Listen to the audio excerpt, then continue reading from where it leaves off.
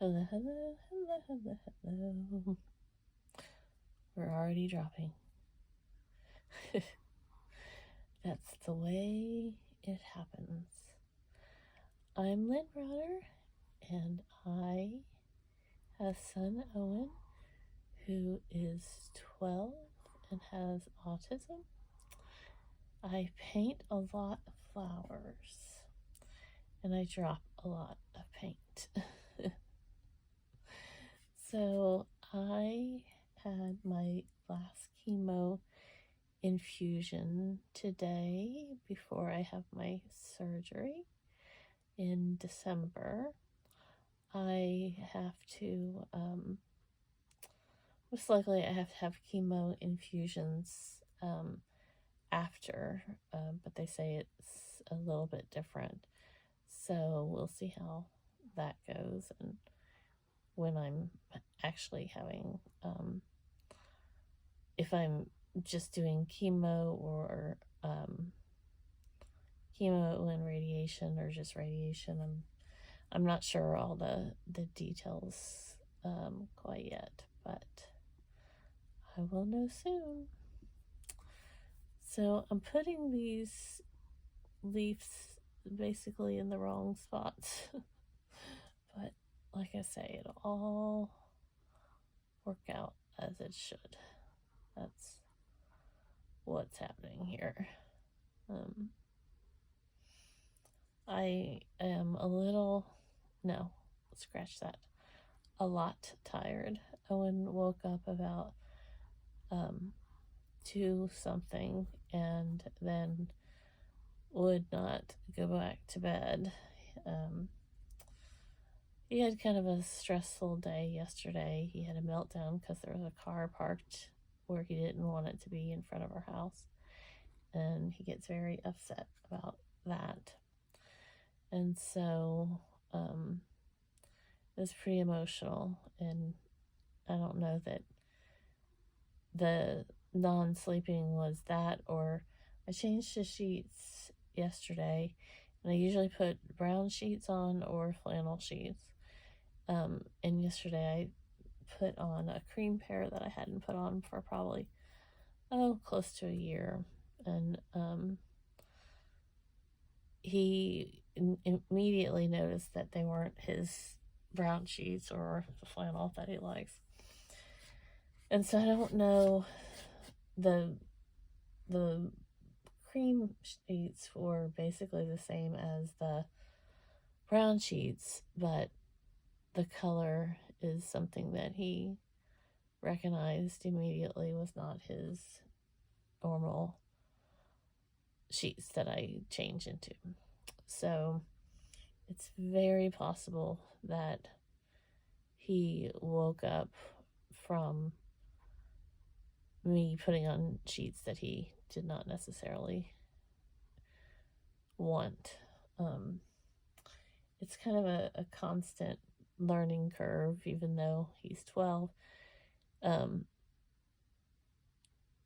Sheets matter. It's always kind of mattered, but this is more about him realizing that it was different, and that is a process for him.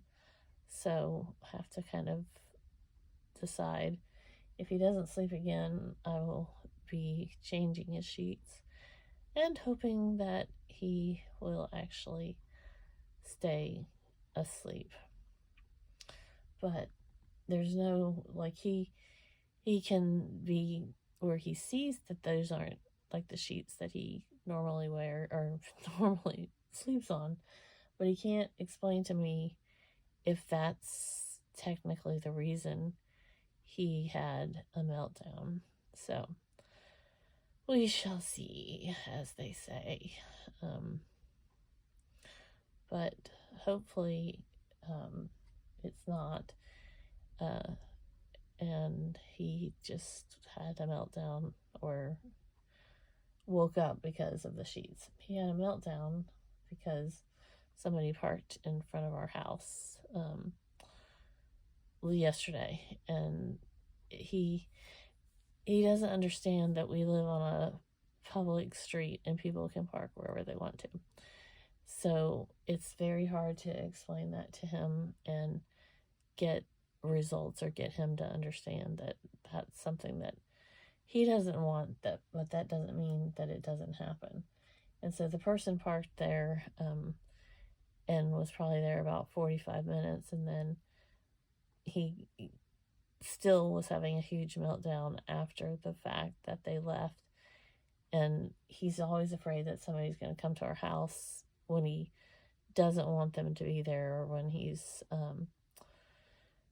it's part of like his rules and how he like can handle the stressors of different things and stuff like that. So he just gets very, very upset about differences, and if he doesn't want somebody here, he gets very upset if they come, and he'll tell them to leave within 5 minutes of them being there. He's gotten better about it, but it's still kind of traumatic for him to go through all that stuff. So it could have been 1,000 things that woke him up, because there was, paint much with lots of paint. That's what happens. I shouldn't paint that much with lots of paint, but oh well. I always drop it. But anyways, his meltdown was way over 2 hours. I think it was closer to almost 3, but I couldn't redirect him and I couldn't help him calm until they were gone. And then it still took over an hour for him to not continuously cry, scream, or talk about the person that was parked in front of our house.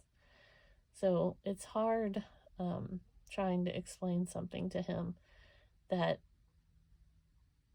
I can't change. Like, I can't make the person leave because they are on a public street. So,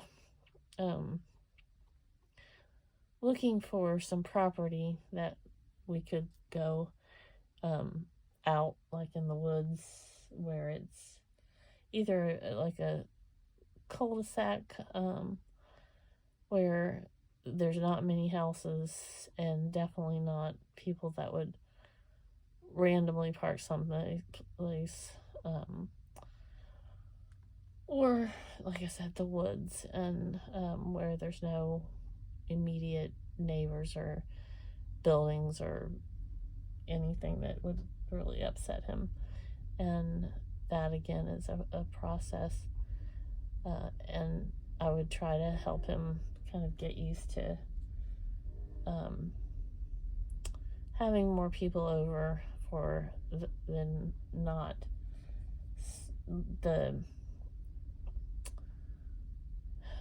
The part that's hard is someone parking that we can't control. He just doesn't get it. And again, the person isn't wrong because it's a public street. They're allowed to park there. It's just the fact that it's not where Owen wants them to be. So my heart breaks for my sweet baby O, because I have no way of determining why he gets so upset about somebody.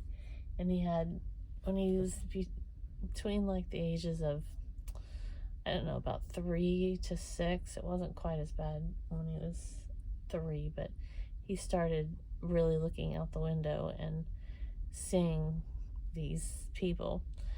So he carries that, and he mentions when people were parking there, because he does not forget a thing. So I'm hoping that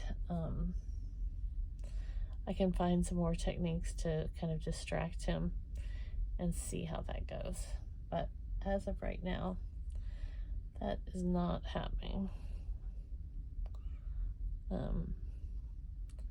Just adding a little more color in this. Just adding some more fading in color. But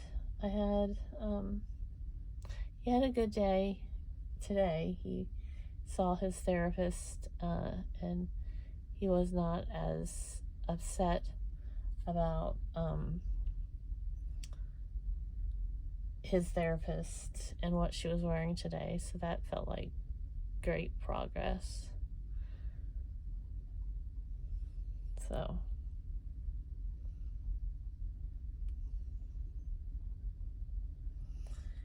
anyways, about done here.